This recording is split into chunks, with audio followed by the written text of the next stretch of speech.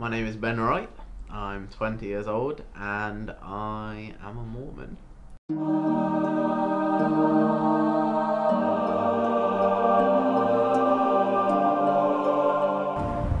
We're a lot similar to a lot of Christian organisations in that we, believe in Jesus Christ and God. The place in which I guess we differ from other ones is at some point about, we'll say 600, 800 years ago, I'm not quite sure, maybe earlier, there was a young boy called Joseph Smith, and he was trying to decide which religion to choose for himself. And in the Bible there's a verse that says, ask and ye shall receive. So reading this from the Bible, he went into the woods and he started praying, and Jesus Christ came down to him and said that none of the churches currently on the earth were teaching the right thing, in its full. They were all doing little things right and stuff and partially right, but there wasn't one that was fully right. So he was told, instead of joining one of the churches, to make a new church. And that's sort of where it started, and then it escalated, and more people joined, and it's just kept growing until now, where we're in about 172 different countries worldwide. To be honest, I don't really know too much about it. I know he goes on Sundays to the church down the road. I know they're not allowed to drink alcohol. I think there was something to do with polygamy at one point, but I don't know if he follows that. That's about it.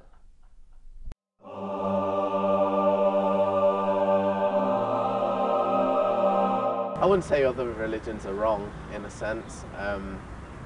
There are some that believe different things, obviously.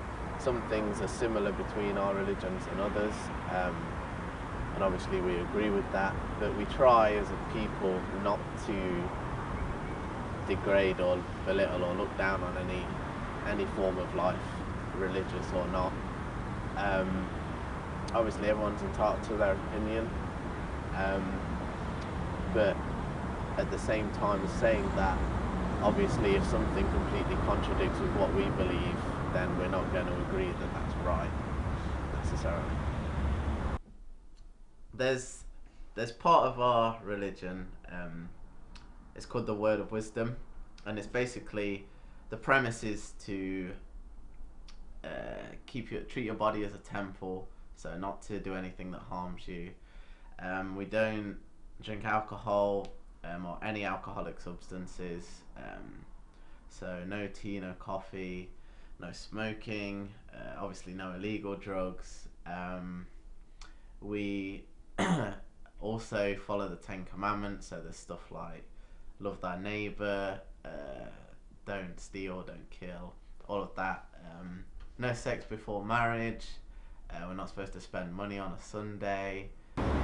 I guess in some ways the Mormon religion is considered quite strict, I guess, especially in this day and age with the amount of stuff we can't do. Yes, of course I have. There's plenty of things that are very, very easy to break, especially in today's society. But yeah, the good thing about this church is if you do something wrong, there are ways to, repent and fix things again. So it depends on the severity of what you've done. Some things such as adultery and murder and things like that are taken obviously a lot more serious than little things. Apart from extreme cases like that, it's, no one else has to get involved in terms of people in the church. You just pray, sit down, pray, and as long as you really mean it when you're saying you're sorry, then that's sort of considered good enough in most cases. When you get to more severe things, you have to start talking with the bishop and he'll help you through the process. In some serious cases you get what's excommunicated, which is basically like kicked out of the church, and then there's this lengthy process you have to go to get back in the church, sort of thing.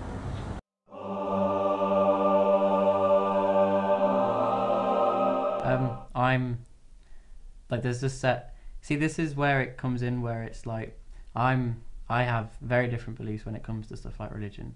Like, I don't agree with it and things like that. But because he doesn't push his beliefs on me, and I don't push my beliefs on him, it's almost like it's not even a factor between us. I doubt it, because I find it hard to believe in religions where there's a human representative as the head of that faith. I mean, I know they all have it and they all have their beliefs, but they all kind of justify it through the same text that that's their head of the religion. I try and find one where it's less a direct head of the religion and more kind of, these are the ministers, he's the senior minister, but he's not God's representative or anything like that. There are some differences between us both, and obviously some similarities. I think because there's so many Mormons in America, the term, being a Mormon is very generic, and I guess like over here when people say I'm a Christian, there are some people that actually go to church every week and don't do anything, and there are people that have been christened as a kid but live their life however they want. I think it's a lot more like that over there, whereas here people that tend to be Mormons tend to be proper Mormons because it's not as common, I guess. There is a sort of rite of passage, yeah. When a child becomes 8, they're officially baptised into the church because they're seen as, when they're 8, being able to make the decision whether they want to be in the church or not. Or if you join later on, it's one of the first things that happens to you when you actually become a member. And it's like there's two of you, there's the person being baptised and the person doing the baptising, and they sort of dunk you, I guess, sort of backwards under the water and then bring you back up. And it's sort of to symbolise washing all of the sin away and starting fresh and clean. And yeah, that's probably the big thing, the sort of rite of passage that we do. There's not a lot. This is often a misconception, is that we believe in the Book of Mormon and not the Bible. We believe that the Book of Mormon is an addition to the Bible. So we still believe the Bible and everything within the Bible, but we just believe that because the Book of Mormon was written by Joseph Smith, so it's a more accurate representation of these sorts of times. So a lot of the stuff that was in the Bible is sort of now used more as metaphors and stuff, because it's about situations that aren't necessarily happening in the world today, whereas the Book of Mormon talks more about, I guess, what happened after a certain period, and again, it being more tailored to the latter days.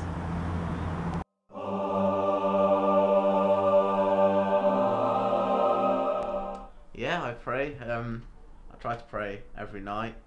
I pray for generic things like safety and, being kept safe, and for people if they're ill or going through a hard time, for friends, for family, for whatever I might need at that point in time.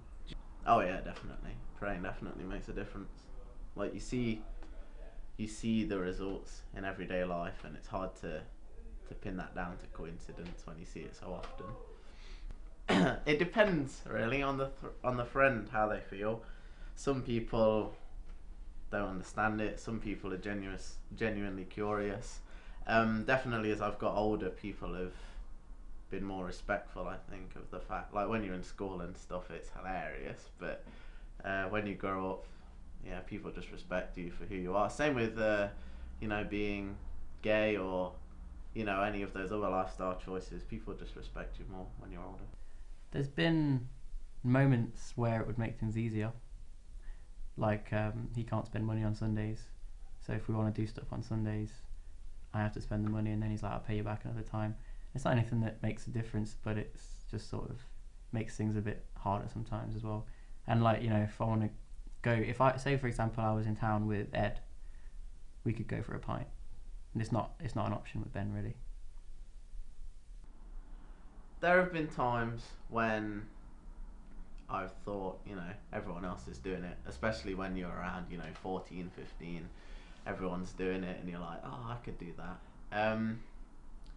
But then when when it gets to the morning after, especially here, and Jack or Ed or someone will wake up, and they'll be like, oh, I feel terrible, I feel sick, I was sick last night, I've spent 60 quid on alcohol, and all of these things. There's like so many negatives to drinking and getting drunk that, I don't know, for me, I'd rather drink something that I like the taste of, and I still have a good night. It doesn't, I don't have to be drunk to be crazy.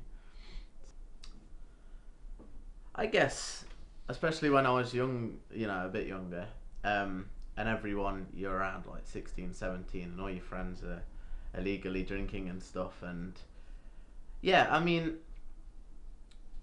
it's not too bad at parties when everyone else is drinking, because obviously they're really confident, so they'll come up to you and talk to you about random stuff. So yeah, I've actually made a lot of friends at parties when they're drinking, even though I've not been drinking. Yeah, I guess so. People often act like children when they've been drinking, and so you kind of are forced into taking responsibility of them, I guess. Not because you have to, kind of because you want to. I don't know if it affects Ben the same way, but I imagine it would do. I think he's getting a different experience at uni as to what a lot of people do. But then I don't think he's necessarily having a less good time. He still involves himself in situations that have all these things going on. He just doesn't partake in the events, so he doesn't miss out. He just doesn't get involved as much.